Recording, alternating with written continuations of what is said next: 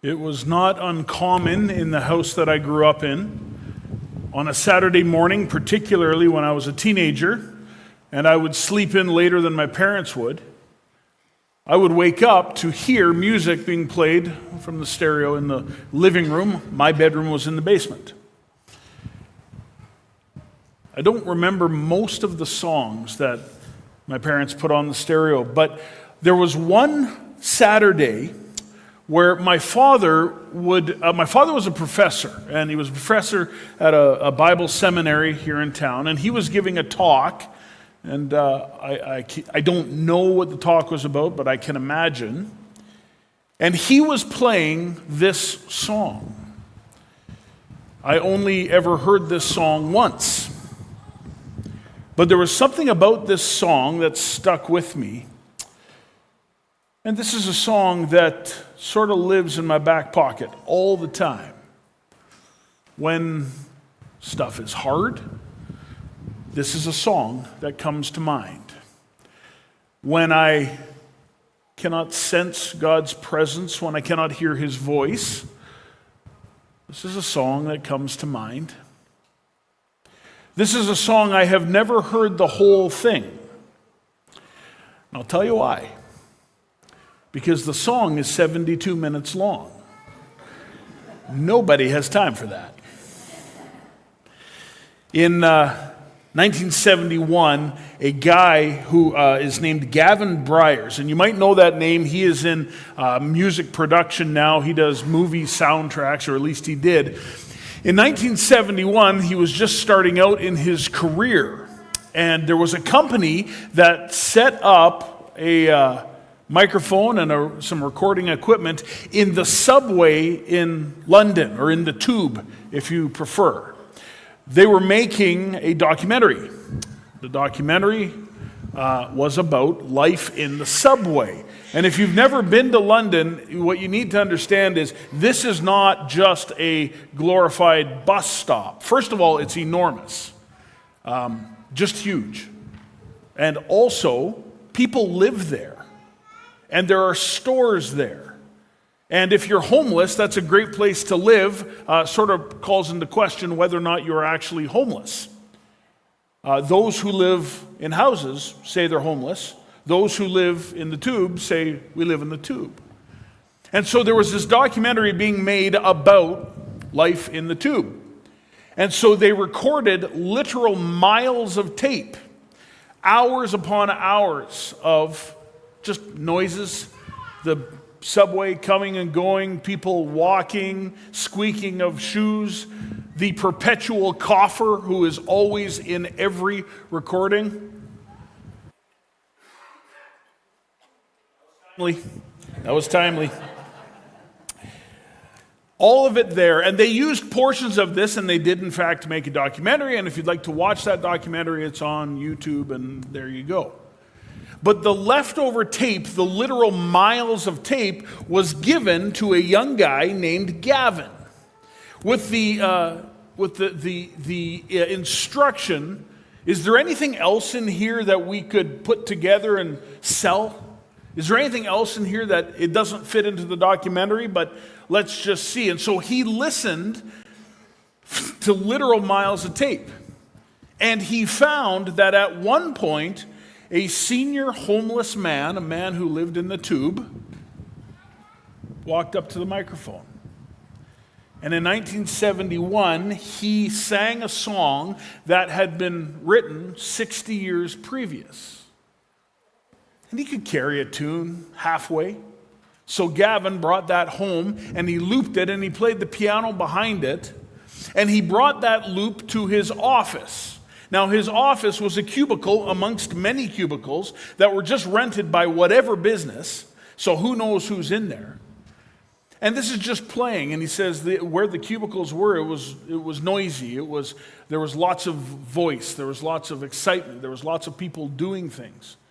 And at some point, he decided that he needed to leave the office and go and do something. And he left the noisy office, and he forgot that he had this loop of this old man singing playing. And he was gone for quite a while. And he said when he came back into the office, it was uncharacteristically subdued.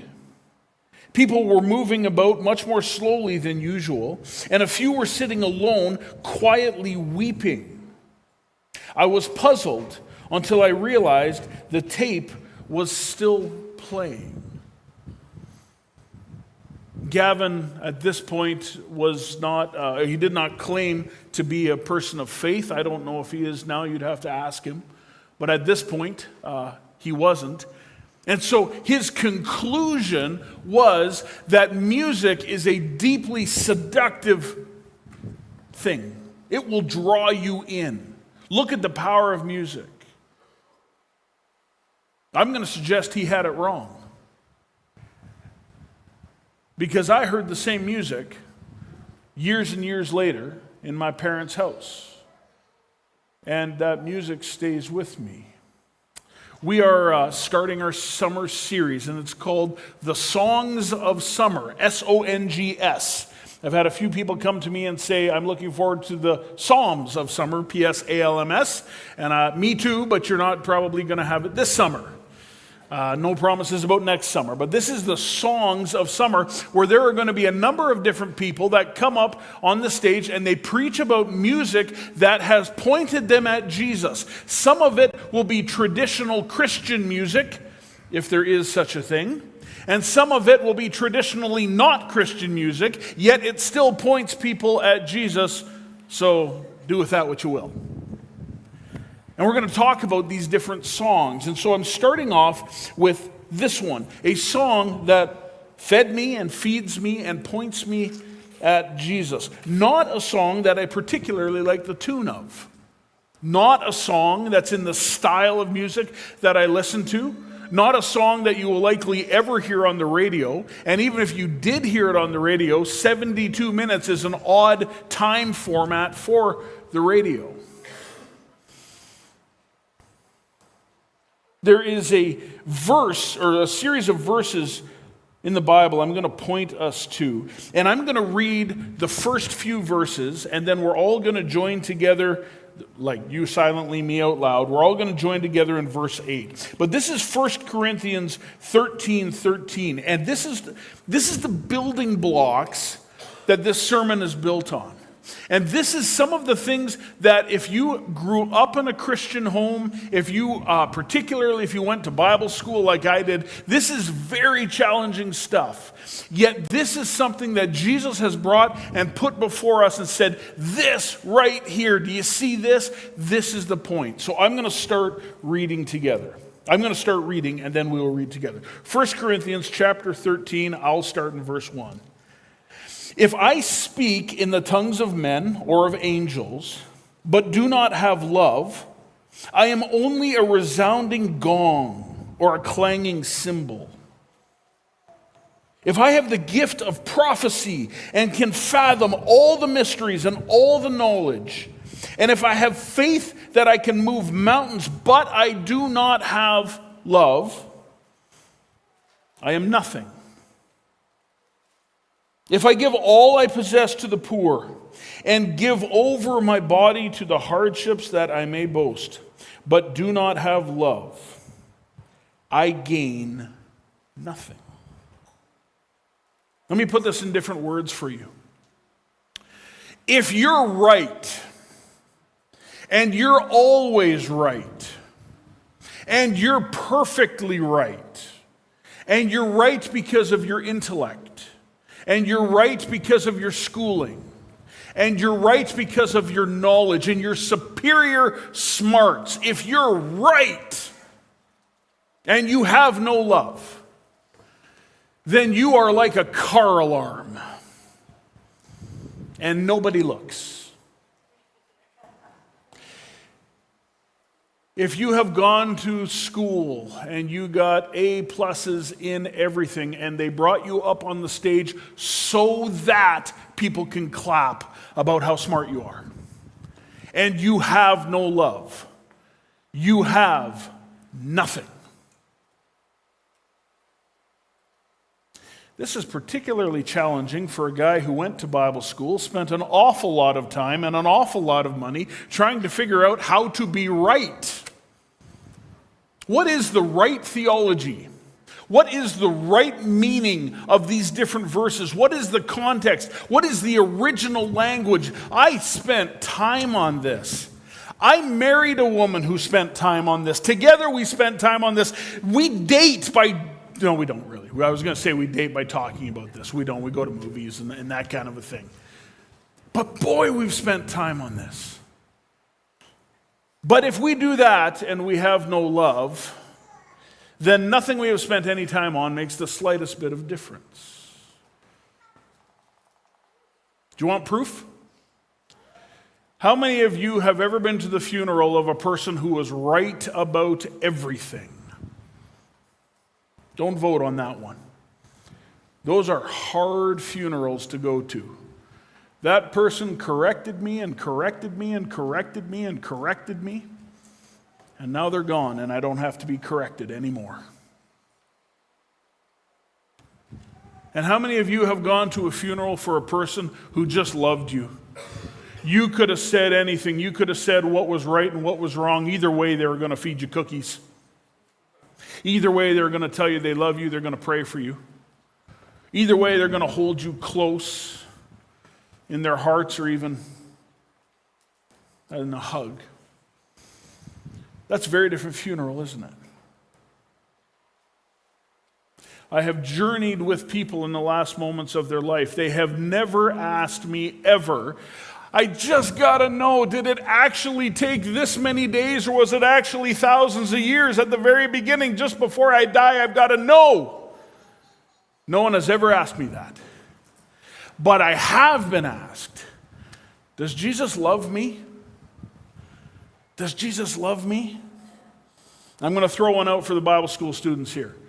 There's a guy, well, there was a guy, his name is Karl Barth, not Barth, Barth. He was once asked, what is the most theologically profound song out there? And he said, Jesus loves me, this I know, for the Bible told me so. You can keep the rest of the songs. There's something profound in that. Jesus loves me.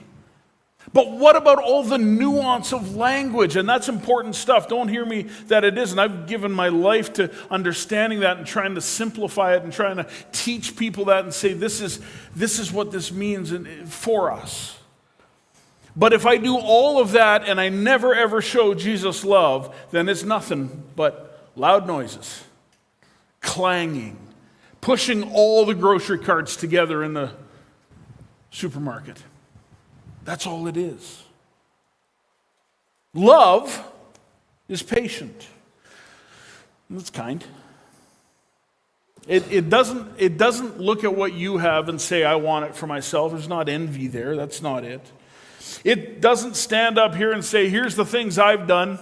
It's not love for me to stand up here and say, here's my accomplishments, and they're not yours because they're mine. That's not what love is. It's not proud. It doesn't stand up here and say, boy, if you came from where I came from, man, the pedigree I walk with, you just have no idea. That's not love. It doesn't call down others. If you really knew about them, if you really knew, you wouldn't think what you think. That's not what love is. It isn't self-seeking. It isn't all about me. It's not easily angered. If anger is a thing for you like it was for me for a long time, if you can flash to anger like that, that is not love. Even if what makes you angry is someone else's incompetence or someone else being wrong. Why didn't they just come to you? You know the answers. That's not love. You might be right, but you're a car alarm. Nobody's looking. Keeps no record of wrongs. Doesn't have a list. If this person ever comes to talk to me, I got a thing for them. It's not what love is. Love does not delight in evil. We have a world that delights in evil. They got what they had coming to them.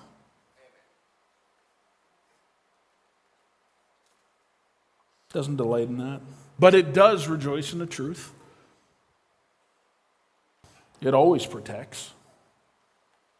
It always trusts. It leads with trust. It doesn't lead with the idea of, I expect the worst. That's not love. It leads with trust. It always hopes. It's a fan of hope. It walks into every situation saying, I have hope. There's hope here. So long as Jesus is real, there is hope. And it always perseveres. Now let's read this together. Love never fails, but where there are prophecies, they will cease. Where there are tongues, they will be stilled. Where there is knowledge, it will pass away. But what about all the work we did on being right? And yet, when it all comes to an end, what we long for is the kind embrace of the person who loves us.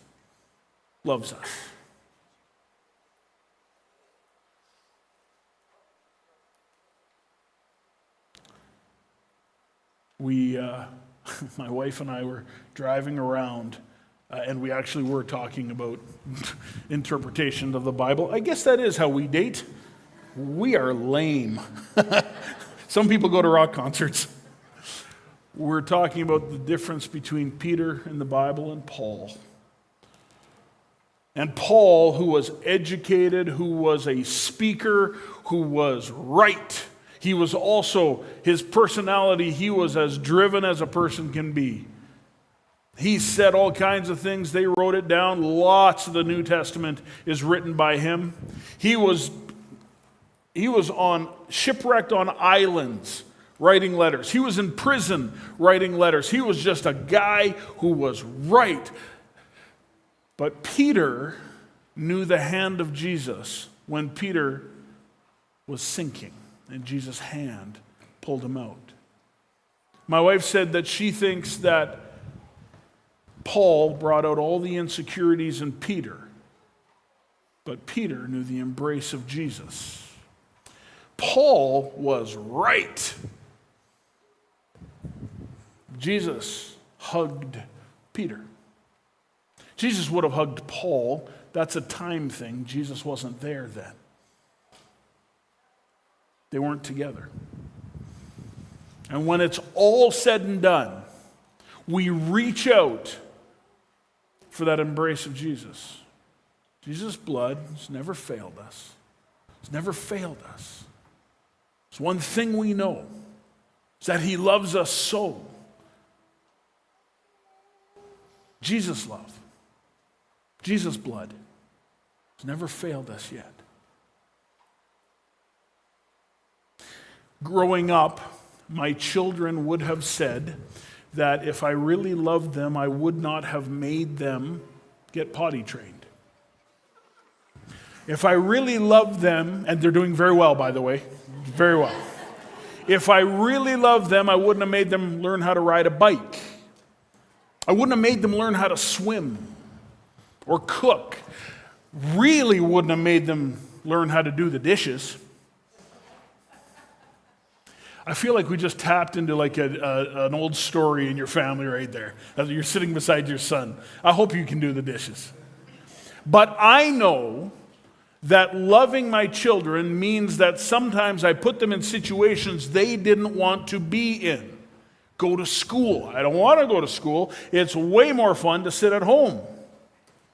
Go get a job. I don't want to get a job. Some of you have had the fight, it's time to go get your license. I don't want to go get my license. It's way easier to have someone drive me around.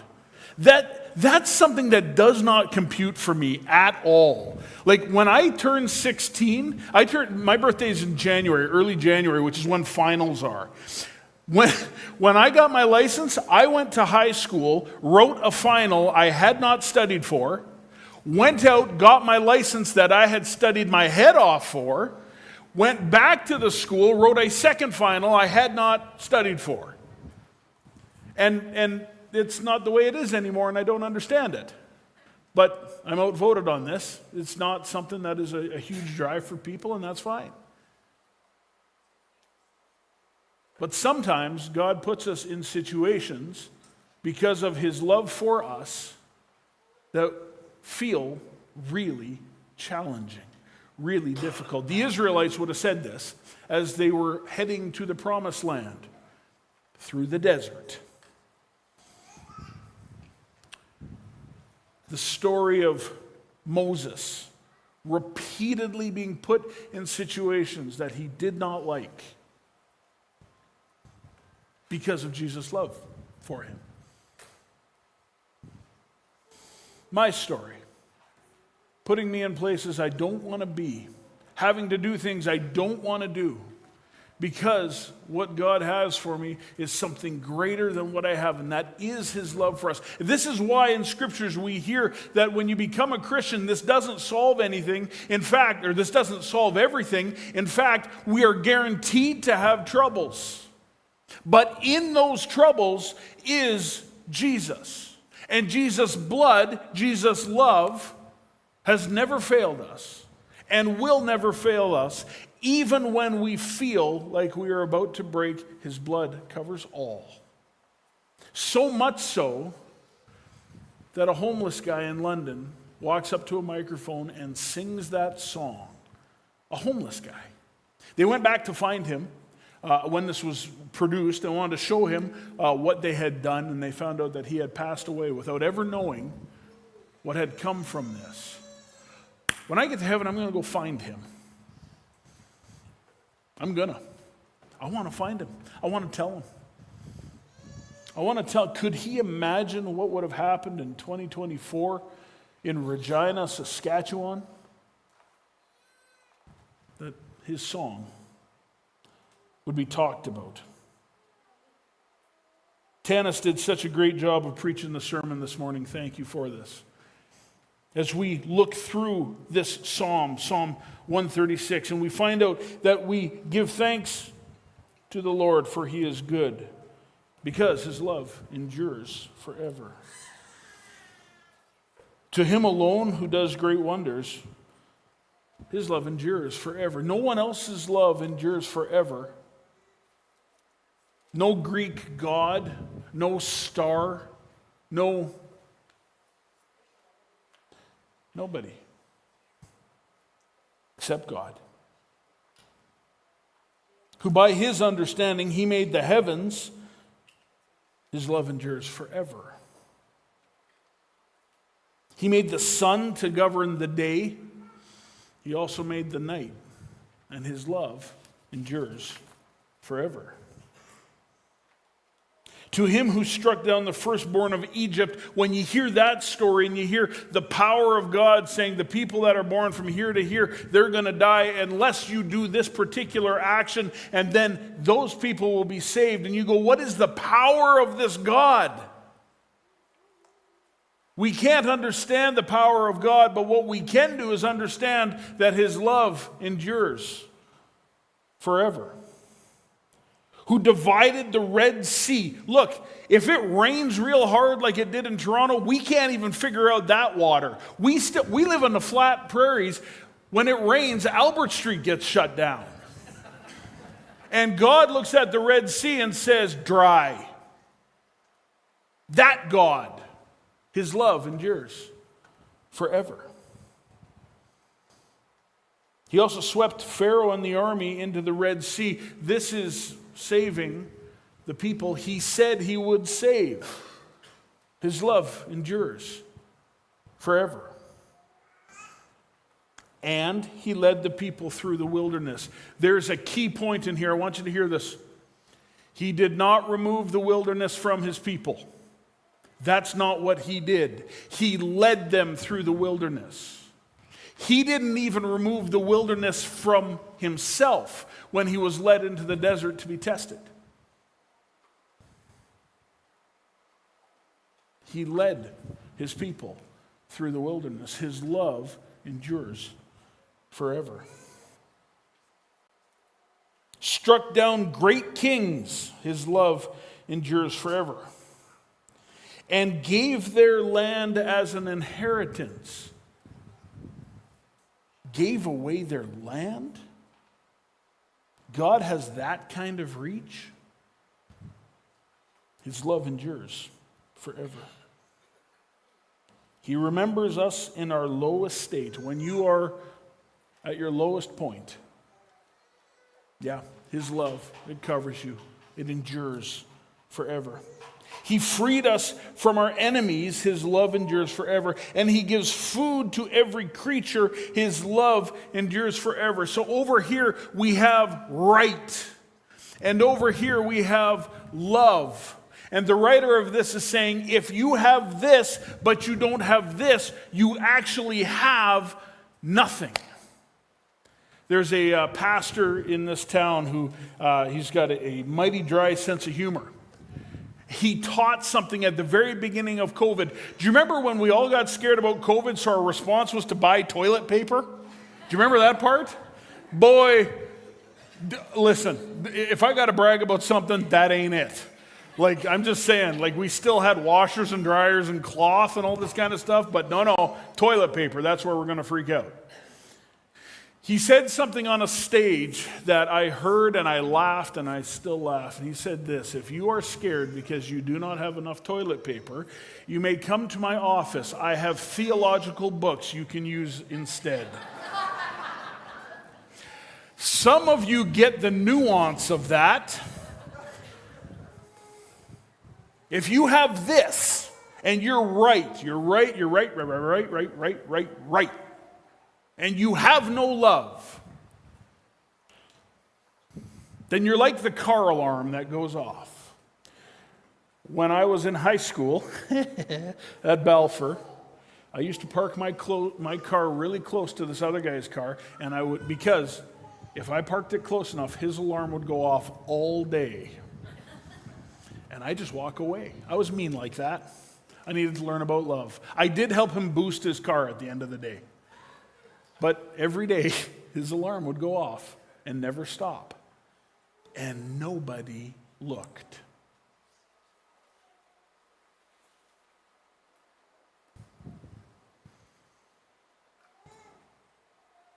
But grandma that prays for you.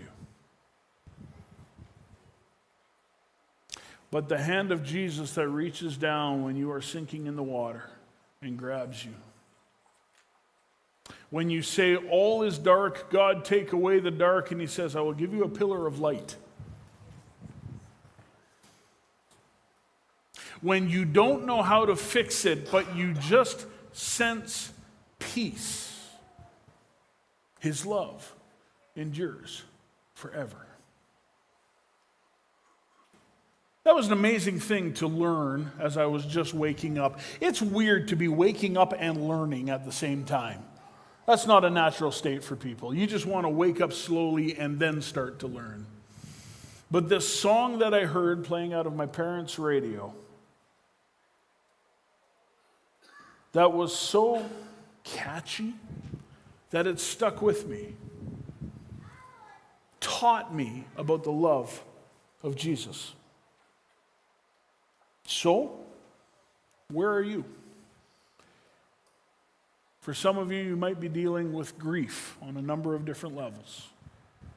For some of you, there's tension at home. There's tension in your marriage. I heard a story this morning of someone who tried to come to church wearing black socks.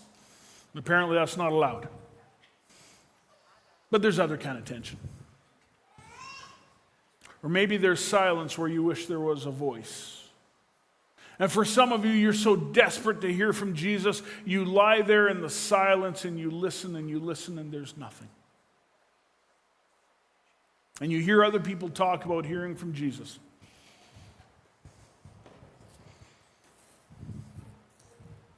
For some of you, you have financial concerns. They're big ones. For some of you, you have health concerns. They're big ones. Or perhaps worse, someone you love has health concerns and it's completely out of your hands. His love endures forever. It touches all things. It never stops. It never fails. It never goes away. His love endures forever. And for some of us, we have maybe made our whole lives on being right. I want to invite you to something. I want you to invite you to gentle love. For some of you, you literally need to bake cookies and give them to the people you were right about. They're going to look at you with suspicion because they haven't had cookies before, they've just had correction. And you're going to need to close your mouth. And you need to go to them and say, I've baked you cookies because I love you. And for some of us, the words, I love you, are so challenging. You need to say them. And if you can't bake, go buy cookies. And if you can't buy, come talk to us and we'll buy cookies for you. And you need to leave the correction alone. I think Jesus can probably correct better than you. I think he can. Do you remember when, this is a story, it's one of my favorite stories. Do you remember when the woman was caught in adultery? That story is so thick with meaning. Here's my question, just one for you to wrestle with. Who was the trap set for? And they came, they paraded her out in front of everybody, and they said, tell what's right. And everybody knew the answer, what was right. Do you know what Jesus did? He loved her, and he loved them. And it trumped the right. Oh, by the way, everybody went home that night. That wasn't how that story was anticipated to end. But it's how it ended. And for some of you, you have grown up in a home where someone is right. And you know that you just avoid the conversation. You just avoid it. Bake some cookies. Pick a flower. Go sit by the person. And trust that Jesus will do what Jesus said Jesus will do. And he will work through you in the presence of the Lord, evident through you. The love of who he is through you, through your silence. This really can change your family tree. This really can change the trajectory of a family. And when it is all said and done and people reflect back, they can reflect back on you and say, that person loved me. They taught me love, and I will now show you love. And then that person will go show a person love. And that person will go show a person love. And on it will go. Or you can be right. And at the end of your life, a banging gong, a cymbal crash, a platter of dishes hitting the floor. And it all goes away. But Jesus' love has never failed. It will never fail. It will go on and on and on and on. That's the invitation. It's amazing what cookies represent all of a sudden, isn't it? Great peace. Great love. I'm going to invite the worship team to come back to the front. As you leave here today, perhaps the words of the songs will ring in your ears. S-O-N-G-S, songs. All of the songs today have been about Jesus' love. Stick those songs in your back pocket. And when you are tested, when you are challenged, think about those songs and what they say.